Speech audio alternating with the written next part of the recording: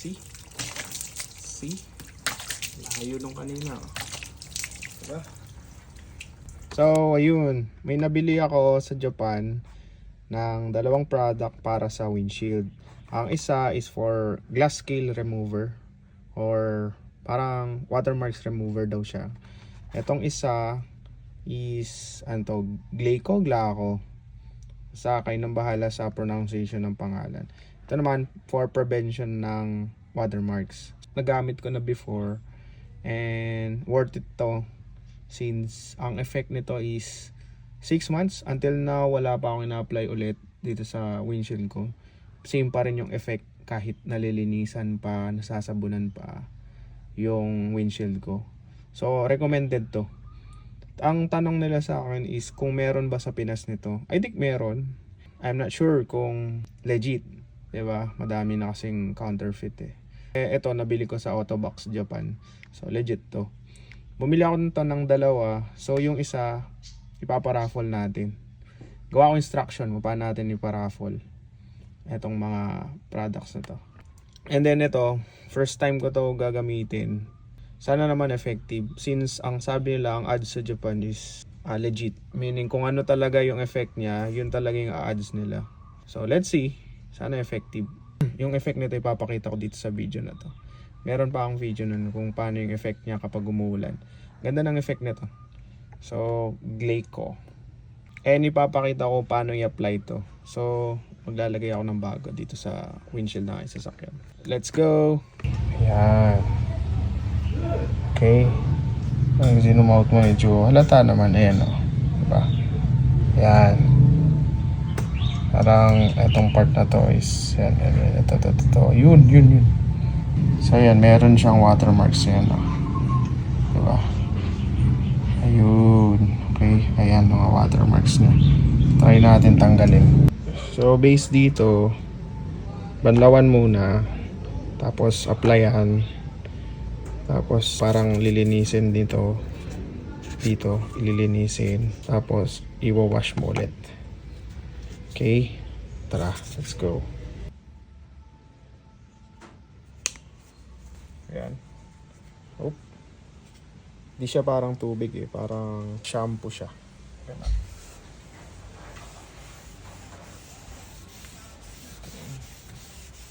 Isa pa. Nilinis ko na to pero hindi talaga matatanggal yung watermarks. Sa banlaw lang. So pinapolish natin. Ayos.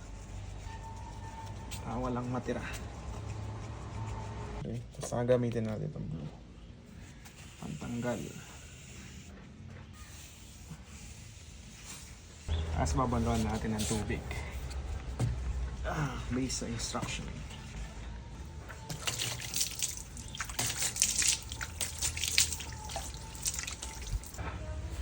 Yun, kitang-kita, malinis na.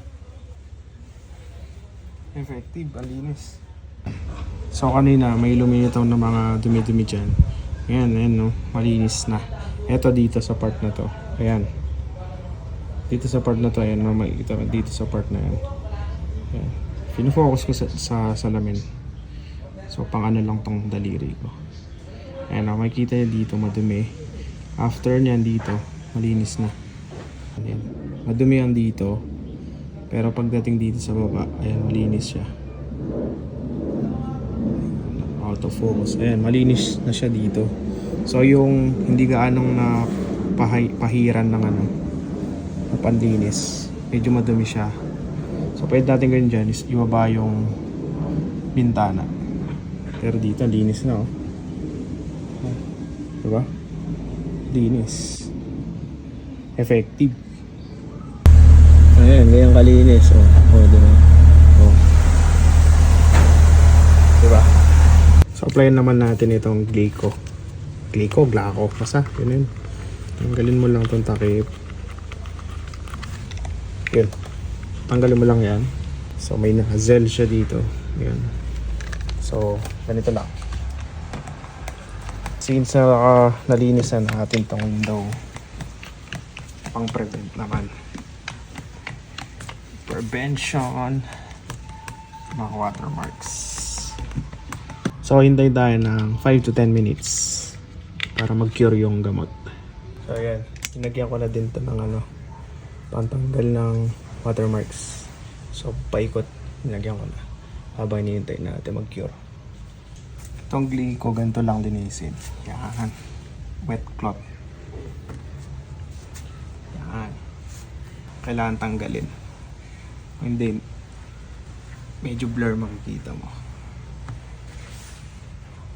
Testing. See?